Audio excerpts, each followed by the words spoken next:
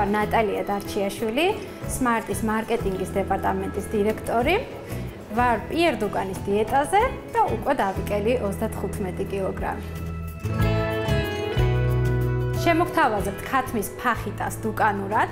ჩვენ დაგვჭირდება ქათმის ფილე 1 კილოგრამი, დაგვჭირდება ბულგარული წიწაკა 5 ცალი, დაგვჭირდება ხახვი 1 ცალი, დაგვჭირდება სოკო 300 გრამი, ასევე დაგვჭირდება 2 კბილი ნიორი, ცოტა სოიოს соуსი, მარილი, წიწაკა გემოვნებით და 1 ჩაის კოვზი ზეითუნის ზეთი.